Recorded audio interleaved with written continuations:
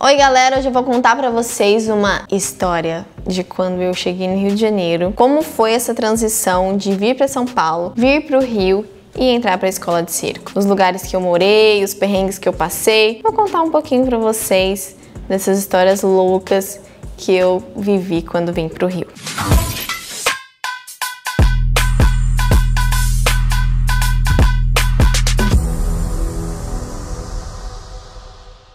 Eu já dei uma pincelada em algumas histórias por aqui, contando sobre minha carreira, ou contando situações, de circos que eu trabalhei, ou de quando eu vim para São Paulo, de São Paulo pro Rio. Só que hoje eu vou contar especificamente alguns casos, algumas situações e por que eu decidi fazer esse vídeo. Porque muitas pessoas ou ainda não saíram das suas cidades para ir morar em outro lugar para poder estudar ou para poder trabalhar com circo, e algumas sim, que vai ser legal, que muitas pessoas vão se identificar com algumas histórias, mas também é com o intuito de incentivar quem ainda tá começando, que ainda tem essa ideia às vezes de sair da cidade para poder estudar ou poder trabalhar em outro circo, para dar uma incentivada e uma preparada nessas pessoas, para mostrar como é a realidade, porque às vezes a gente olha de fora, vê tudo aquilo, nossa, que legal que ela fez isso, e às vezes não vê o que tem por trás, às vezes os perrengues que sempre tem quando a gente tá querendo fazer uma coisa nova,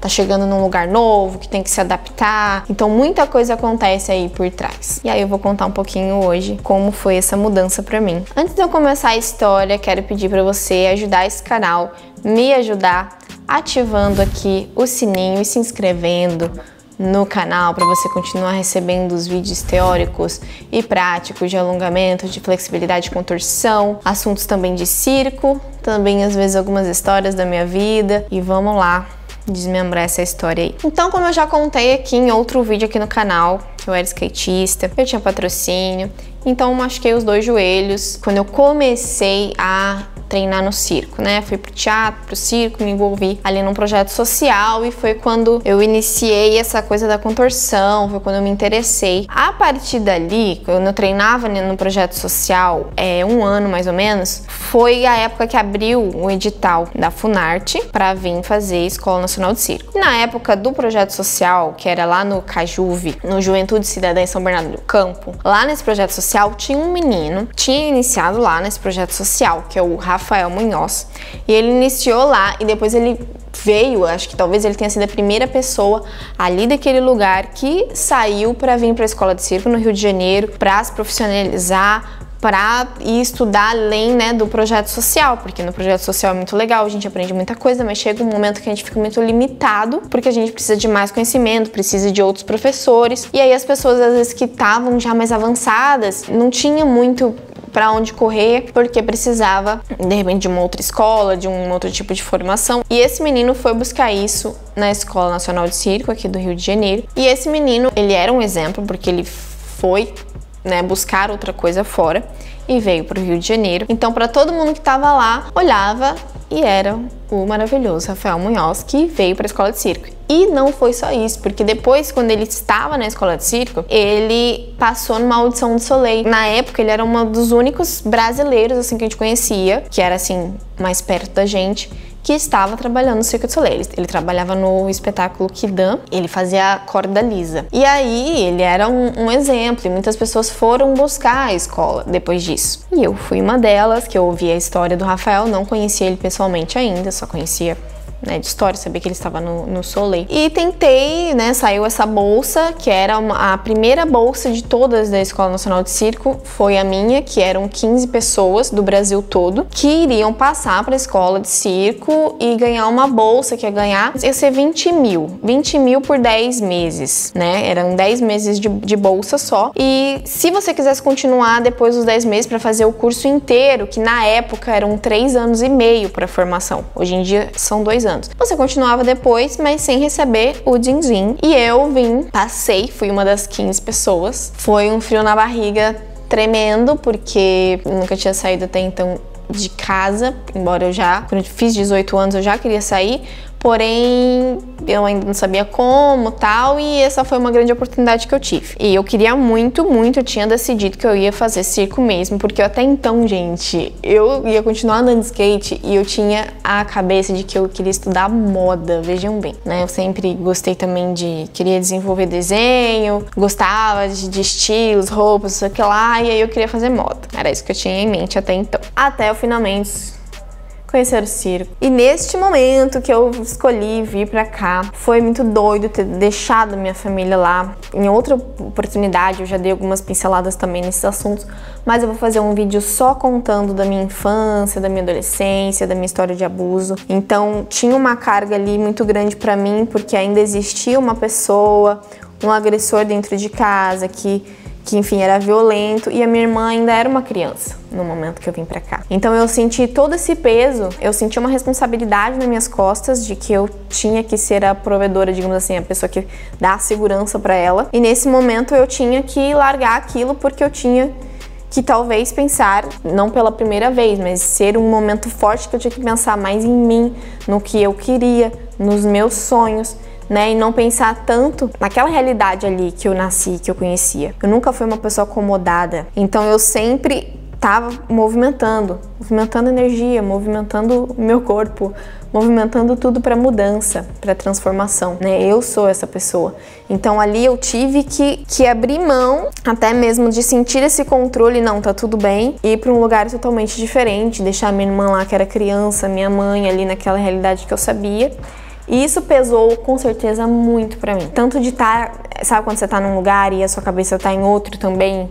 Então isso tudo pesava demais ali no início, eu ficava com aquilo na cabeça, isso até certo ponto atrapalhava. E eu pensava em voltar para São Paulo quando eu terminasse os 10 meses, né? Essa era a ideia original. Eu até larguei um curso de teatro que eu tava fazendo uma formação lá, que era uma formação mesmo, que até então eu queria ser atriz, né? Que como eu falei, tipo, eu queria continuar no skate, queria estudar moda e eu queria focar mais no teatro, que era onde eu tava mais inserida até então. O circo eu não tava tão inserida assim, tipo, pensando, eu quero que a minha profissão seja circo. Não tinha pensado nisso. Eu só aproveitei a oportunidade da escola de circo e eu queria muito ser atriz. Eu sempre tive isso na cabeça, assim, não como profissão principal, mas eu queria atuar, assim, direto, fazer várias peças e tal. E aí o jogo virou, larguei a minha formação lá de teatro, vim pro Rio e aí mudou, porque aí eu fui totalmente pra carreira do circo. Chegando aqui no Rio, eu fui morar, né? Tinha um menino que veio também comigo, 2 meninos que vieram, que também eram do projeto social. Um é o Helder Vilela, maravilhoso, que muitas pessoas conhecem, e outro é o Davi. Davi Ora, que era um malabarista, que hoje está morando na Irlanda, se não me engano. E ele veio, tinha uma prima aqui, o Davi, ele já tinha uma prima aqui que morava aqui, e era lá em Gianópolis. Gianópolis, perto lá da favela do Jacarezinho. Então a minha primeira impressão quando eu cheguei no Rio, que eu estava no ônibus e a gente pegou um ônibus na rodoviária. Primeiro, quando eu cheguei na rodoviária, já foi assim meio bizarro, porque em São Paulo as coisas, querendo ou não, são mais organizadinhas do que no Rio. Então, quando eu cheguei aqui, uma bagunça, tipo assim, um monte de gente fazendo xixi na rua, assim, eu nunca tinha visto aquilo. Aí eu fiquei assim, nossa, que tipo, meio sujo, né? Ali foi a minha primeira impressão ali da rodoviária. Naquela área ali da rodoviária, que era até muito mais bizarro naquela época, que era em 2010, do que é hoje, que deram uma reformada, fizeram várias coisas ali naquela área, né? E aí a gente pegou um ônibus que passou por lugares, gente, bizarríssimos, que deve com certeza ter passado por várias favelas, dentro de várias favelas, e tinham vários, sim, vários porcos na rua, um monte de porco na rua, um monte de lixo. Foi a primeira vez, assim, que eu vi, por mais que eu morasse já na periferia de São Paulo, onde eu morava era periferia, mas não era tipo uma Cracolândia, entende? Tem suas diferenças. Então eu nunca tinha visto tão de perto, né? Por mais que em São Paulo também tenha a Cracolândia, eu não andava ali exatamente no meio. Era uma coisa que eu andava, tentava não andar tão próxima, né?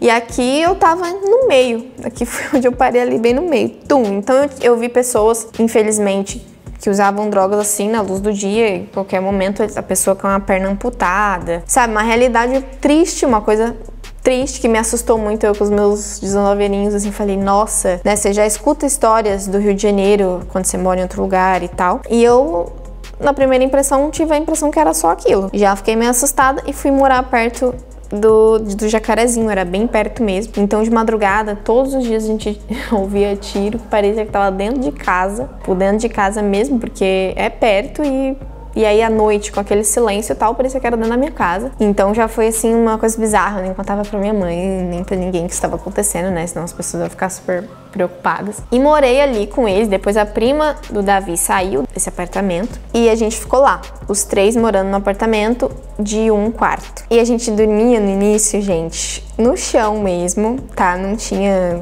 assim, móveis, cama, nananá. A gente foi nas lojas americanas e aí tinha um colchonete, sabe colchonete assim? Aqueles bem cagadinhos assim, que é tipo dessa finura assim, de quando você vai acampar, coisa assim. E aí a gente comprou 2 nas lojas americanas e colocou lá pra gente dormir em cima do colchonete. E eu dormia muito mal, nossa senhora, eu não sei nem como eu conseguia treinar o dia inteiro e depois chegar e dormir naquele negócio, que era terrível. Eu acordava com as costas todas duras, sabe? E a gente também não tinha guarda-roupa, nada, as coisas ficavam tudo na mala, a gente abria a mala e ia usando. E foi assim por muito tempo. Mas era bem divertido, que a gente treinava em casa juntos. Chegava no fim de semana, a gente tava tão podre da escola, que a gente às vezes nem saía, nem ia pra praia, coisa assim. A gente fazia isso também. Mas não era sempre, a gente ficava super em casa, fazendo uma comida, se divertindo, treinando, fazendo esse tipo de coisa. Depois dali, eu acabei indo para um outro lugar que não foi tão legal, foi bem ruim também. Na época, eu tinha pouco dinheiro para pagar aluguel. Então, nessa casa que eu morei, eu pagava R$150, mais ou menos, de aluguel por mês. Pra vocês verem como que era. Na época, eu acho que o apartamento inteiro custava uns 400, 500 reais de aluguel. Também por causa do bairro, né? Mas era muito mais barato as coisas naquela época, né? Já faz mais de 10 anos. Então, passou-se um tempo e eu falei, não preciso morar em outro lugar, vou morar sozinha, sei lá, vou sair aqui dessa casa. E aí nisso eu fui para um quarto, que na época todo mundo indicou que eu alugasse um quarto. E aí eu aluguei um quarto, o quarto que eu achei assim, rápido e que eu podia pagar.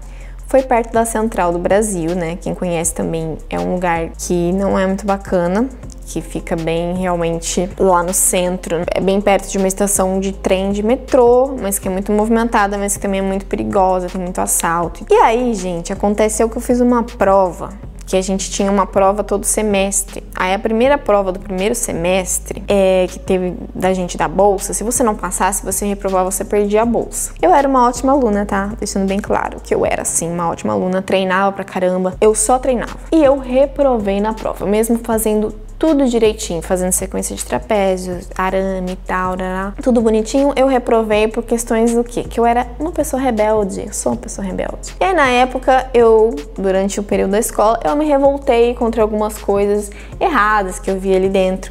Então eu não ficava quieta, eu ficava contestando. Bom, não posso dizer por agora, eu posso dizer pela minha época, tinha uma questão muito pessoal. Então, se você tá causando problema, se você não tá fazendo o que eu quero, sendo um bom aluno e contestando tudo, eles davam sim um jeito de cortar suas asinhas, que foi o que aconteceu comigo. Pessoas que iam muito mal, que foram muito mal na prova, não reprovaram. E depois eu fiquei sabendo por professores que gostavam de mim, que sim, esse foi o motivo. Foi porque eu contestava, porque eu briguei com uma professora. Briguei assim, né, gente? Dei uma discutida por assuntos que eu não concordava. E esse foi o motivo de eu ter reprovado. Essa é a grande verdade. E eu continuei mesmo assim. Mesmo tendo reprovado, eu fiquei um período atrás da minha turma. E mesmo assim, eu continuei sem a bolsa, sem o dinheiro. Então, até então, eu tinha recebido R$10.000 da bolsa. Só que eu sou uma pessoa esperta e eu guardei dinheiro. Primeiro que eu investi, a primeira coisa que eu fiz foi investir em aparelho.